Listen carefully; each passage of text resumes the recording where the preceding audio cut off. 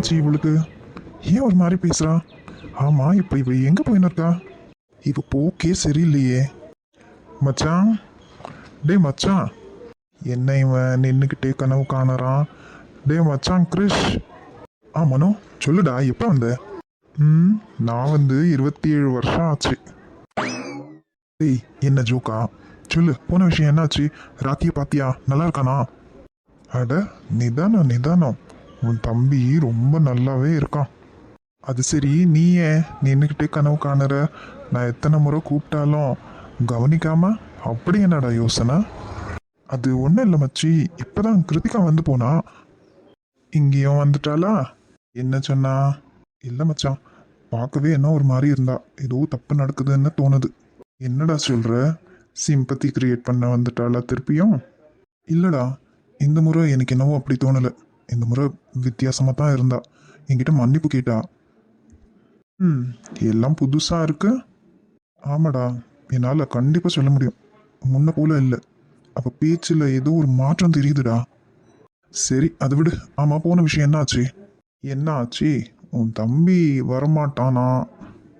அது தெரிஞ்ச விஷயம் தானே, வேற என்ன? அவனும் அந்த பொண்ணும் கல்யாணம் பண்ணுற பிளானில் இருக்கிறாங்க. வாட்? டோன்ட் பி சர்ப்ரைஸ்ட் மச்சான், ஃபேக்ட் அதுதான். இது என்னடா புதுசாக இருக்கு? இது கல்யாணத்துக்கும் இதுக்கும் என்ன சம்மந்தம்? அவன் ஹாசினியை கல்யாணம் பண்ணிட்டா இந்த கிருத்திகாவை கட்டி வைங்கன்னு யாரும் சொல்ல மாட்டாங்கல்ல, அதான்.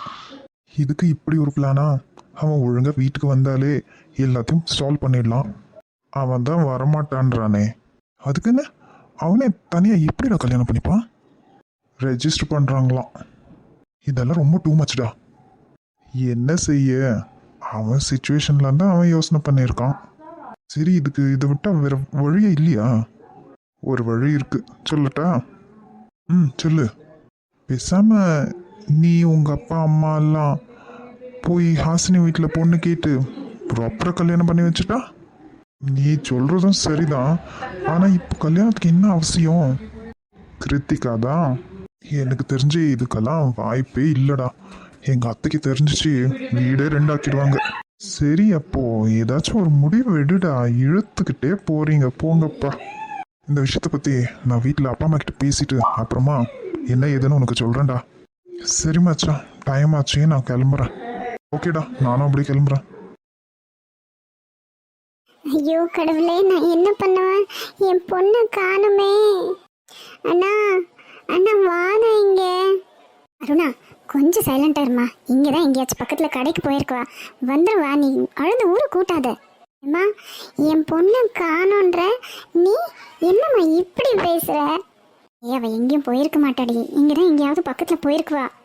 பக்கத்தில் போனாலும் இது என்னம்மா, மணி 9 ஆகுது. இவ்வளோ நேரம் வரைக்குமா? என் பொண்ணு இது வரைக்கும் ராத்திரி டைம்ல இவ்வளோ நேரத்தில் எங்கேயும் போனதில்லம்மா. அருணா, என்னாச்சு? அண்ணா, கிருத்திகாவை காணோண்ணா. காலையிலேருந்தே நான் அவளை பார்க்கல. என்ன, கிருத்திகாவை காணுமா?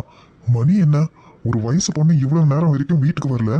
நீங்க அத்தனை பேரும் என்ன பண்ணிட்டு இருந்தீங்க? இல்லைண்ணா, அவள் இங்கே தான் எங்கேயோ பக்கத்தில் போயிருக்குவான்னு நினச்சேன். பார்த்தா இன்னும் வரல. நேரம் ஆக ஆக எனக்கு ரொம்ப பயமா இருக்காண்ணே. ப்ளீஸ் அண்ணா, கொஞ்சம் தேடி பாரு. பைரவி, உனக்கு இதை பத்தி ஏதாச்சும் தெரியுமா? உன்கிட்ட ஏதாவது சொல்லிட்டு போனாலா? இல்லைங்க, அவங்க சொன்னப்புறம் தான் எனக்கே கிருத்திகா இல்லைன்னு தெரியும். அவங்க கிட்ட என்ன கேட்குற? பொண்ணு இல்லாதது அவங்களுக்கு இப்போ நிம்மதியாக தான் இருக்கும். இங்கே பாருங்க, நீ எனக்கு பொம்பளை பசங்க இல்லாமல் இருக்கலாம், ஆனால் கிருத்திகாவை நான் என் பொண்ணு மாதிரி தான் பார்த்துருக்கேன். நீங்கள் சொல்கிற மாதிரியெல்லாம் நான் கிடையாது. சரி சரி, ஒருத்தருக்கு ஒருத்தர் பேசி இதை இன்னும் பெருசாக்கிக்காதீங்க. இது சண்டை போடுறதுக்கான நேரம் இல்லை. கிருத்திகாவை தேடலாம். அண்ணா, எனக்கு ரொம்ப பயமாக இருக்காண்ணே. ஆனால் முதல்ல போலீஸில் கம்ப்ளைண்ட் கொடுக்கலாம் வாண்ணே. போலீஸ்லையா? என்ன ஏதுன்னு தெரியாம எப்படி நான் போலீஸ்ல கம்ப்ளைண்ட் பண்றது? ஏண்ணே, அவ காலையில் போயிருக்கா, இது வரைக்கும் வரல. நான் வேணும்னா கிருஷ்கிட்ட சொல்லி எங்கேயாச்சும் தேடி பார்க்க சொல்றேன். அதான் என்ன இங்கே சத்தம்? என்னாச்சு? அருணா ஆண்டி எதுக்கு அழுதுட்டு இருக்காங்க? ஸ்ரீ, அது வந்து கிருத்திகாவை காணோம். என்ன, கிருத்திகாவை காணுமா? ஐயோ அத்தை, நேரம் பாருங்க, 9 ஆகுது, இன்னுமா வரல அவ? என்னடி பண்ணுறதெல்லாம் பண்ணிட்டு ஒன்றும் தெரியாத மாதிரி வந்து கேட்குற? இந்த வீட்டில் நடக்கிற அத்தனை பிரச்சனைக்கும் காரணம் நீதாண்டி. உன்னை எப்போ கட்டினாங்களோ அப்பவே இந்த வீட்டுக்கு தரித்திரம் பிடிச்சிச்சுடி. உன்னை கட்டினதால தான் ஒரு ராசியே சரியில்லை. உங்க அம்மாவையும் முழங்கிட்ட, இங்க வந்து இந்த குடும்பத்தோட சந்தோஷத்தையும் முழங்கிட்ட. நீ வந்த நேரமே சரியில்லை பாரு.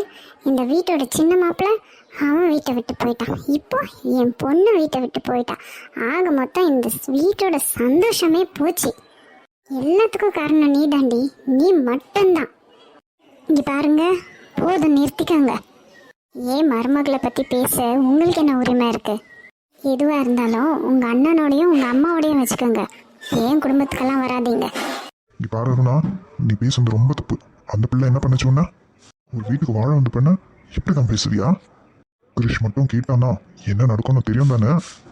உன்னோட பொண்ணு இல்லைன்னா அவளை பத்தி மட்டும் பேசு. ஓஹோ, உண்மையை சொன்னா எல்லாருக்கும் கோவம் வருதோ?